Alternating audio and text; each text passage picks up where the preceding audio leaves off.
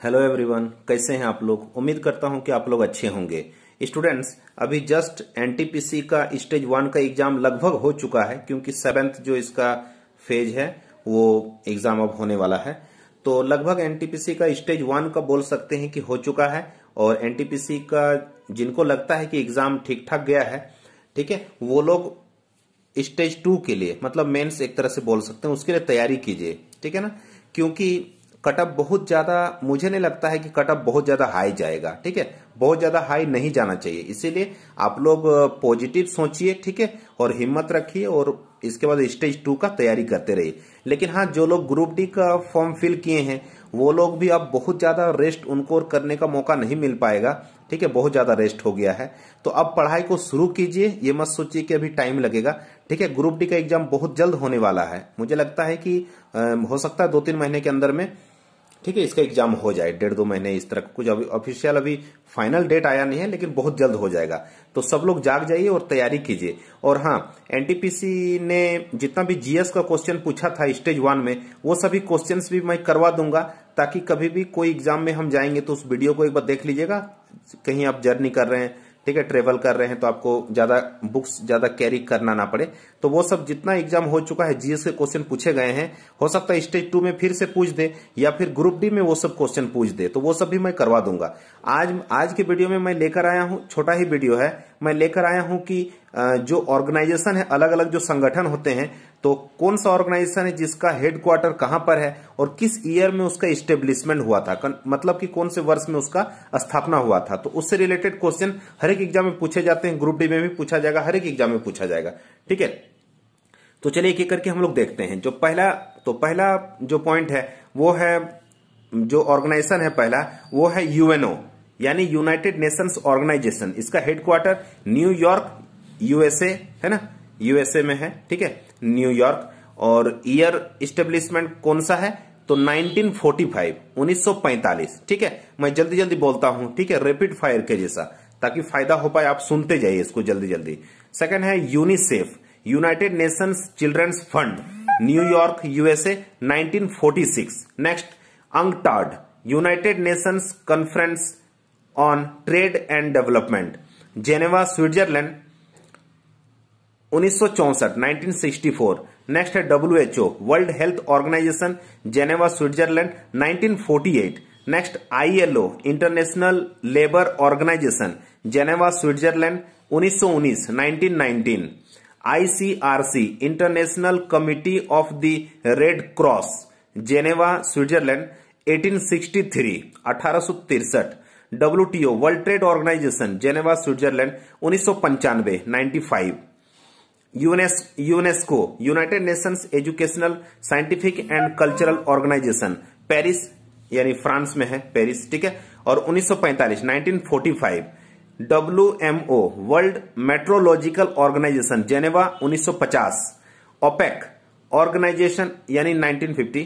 Next है OPEC, organisation of petroleum exporting countries, headquarter कहां है, वियना, ऑस्ट्रिया में, 1960, 1960। IMF, international monetary fund, headquarter Washington DC, USA, 1945, 1945। World Bank, Washington DC, USA, 1945। यानी IMF और world bank दोनों का Washington DC है, USA में है, ठीक है, और 1945 दोनों का 1945 है। नेक्स्ट आईए, amnesty international, London, UK, 1961। ICJ, international court of justice, ठीक है, ये बहुत काफी इंपॉर्टेंट है। आप यदि अपने कंट्री के जो सुप्रीम जो कोर्ट है आपके कंट्री में, यदि उसके डिसीजन से आप सपोज खुश नहीं है, यदि आपको लगता है कि जस्टिस नहीं मिला है, तो आप आईसीजे में जाके उसको दायर कर सकते हैं, अप्लाई कर सकते हैं। इंटरनेशनल कोर्ट ऑफ जस्टिस, जिसका हेडक्वार्टर द हेग में है, नीदरलैंड्स में, ठीक है। तो यदि कभी वैसा आपको फील हो तो आप आराम से इंटरनेशनल कोर्ट ऑफ जस्टिस का दरवाजा खटखटा सकते हैं, ठीक है, नॉक कर सकते हैं। 1945, 1945। ICJ, international court of justice, 1945, और द हेग में है, Netherland. FAO, food and agricultural organisation, Rome, Italy, है ना, 1945। NATO, North Atlantic treaty organisation, तो ब्रुसेल्स बेल्जियम में है। 1949 IRENA international renewable energy agency Abu Dhabi 2009 ये नया है ना। वैसे एनर्जी जो फिर से हम उसको बना सकते हैं, यूज कर सकते हैं, रिन्यूएबल एनर्जी एजेंसी, ठीक है। IRENA international renewable energy agency Abu Dhabi 2009। Next SAARC South Asian association for regional cooperation Kathmandu, Nepal की राजधानी काठमांडू। और 1985 सार्स 1985, मेरा डेट ऑफ बर्थ है 1985, तो इस तरह से याद रख सकते हैं, मुझे तो याद हो गया है सार्स का, मेरा डेट ऑफ बर्थ है 1985, ठीक है। Next APEC APEC Asian Pacific economic cooperation Singapore 1989। Next OIC organisation of Islamic cooperation Jeddah Saudi Arabia 1969। WWF world wide fund for nature Switzerland 1961। WEF world economic forum, ये important है, world economic forum Switzerland 1971। और second last है ICC international cricket council, ICC international cricket council Dubai UAE 1909, ठीक है, 1909। और last है, last but not least ASEAN Asian association of south east Asian Nations, association of south east Asian Nations, headquarter Jakarta यानी Indonesia, ठीक है, 1967।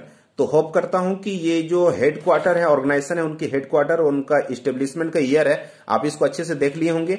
इसी तरह से जुड़ते रहिए और जितना हो पाएगा, ठीक है, मैं उसको आपके साथ शेयर करता जाऊंगा, और ताकि आप भी उसको फायदा उठाइए, और इससे मुझे भी फायदा हो रहा है, ठीक है, इसी मैं उसके लिए भी मैं कर रहा हूं, ठीक है, ताकि आपको भी फायदा हो, हम लोगों को, मुझे भी फायदा हो, ठीक है। फिर मिलते हैं अगले वीडियो में, तब तक के लिए thank you, good bye and take care, अपना ख्याल रखिएगा।